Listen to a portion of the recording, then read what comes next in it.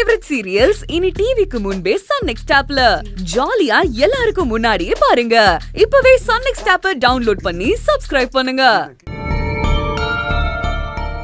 இங்க பாருவேலு, நீ தப்பு பண்ணலைங்கிறது கோர்ட்டுக்கு முக்கியம் இல்ல, அதுக்கான ஆதாரம் தான் தேவை. அதை நீ மனசுல வச்சுக்க. உள்ள போ. கேட்டுதுரையா? சரி சார்.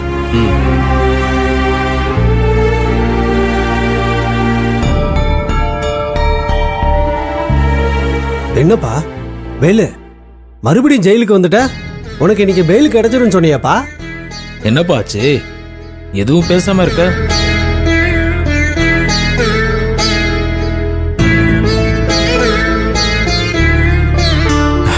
என்னன்னு சொல்றது, ஜான் ஏறுனா முளம் சறுக்குது.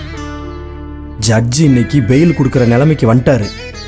நானும் என் குடும்பத்தில் இருக்கிறவங்களும் பெயில் கிடைச்சிட நம்பிக்கையோடு இருந்தோம். அப்புறம் என்னப்பாச்சு? ஏன் மறுபடியும் இங்க வந்த? நீ சந்தோஷமா பொண்டாட்டி கூட போவன்னு இப்பதான் நாங்க எல்லாரும் பேசிக்கிட்டு இருந்தோம்.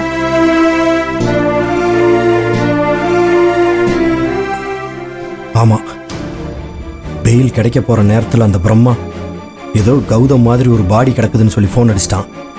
அதை பயன்படுத்தி எதிர் வக்கீல் எனக்கும் இதுக்கு சம்மந்தம் இருக்குன்னு சொல்லி வாதாடி என் பெயில கேன்சல் பண்ணிட்டாங்க. அடச்ச, ஒரு சில வக்கீலுங்க காசுக்காக எப்பவுமே இப்படிதான்ப்பா. ஒரு சின்ன சந்து கிடைச்சா போதும், அதை பாயிண்டா பேசி உண்மை இல்லாததை பெருசாக்கி சிக்க வச்சிருவாங்க. நீ உனக்கு அந்த டெட் பாடிக்கும் சம்மந்தம் இல்லைன்னு சொல்ல வேண்டியதானே? ஜெயிலுக்குள்ள இருக்கும்போது எப்படி நீ கொலை பண்ணிருக்க முடியும்? அது கூட அவங்களுக்கு தெரியாதா? அண்ணே, எல்லாத்தையும் சொல்லி பெயில் கேட்டு பார்த்துட்டேனே, ஆனா அவர் தரல. ஒருவேளை அந்த டெட் பாடி மட்டும் கௌதமா இருந்தா என் கதை அதோட முடிஞ்சது. நான் தான் கொலை பண்ணேன்னு முடிவெடுத்து என்னை கடைசி வரைக்கும் ஜெயிலே இருக்க வச்சிருவாங்க. நான் வீட்டுக்கு போக முடியாதோன்னு பயமா இருக்குனே.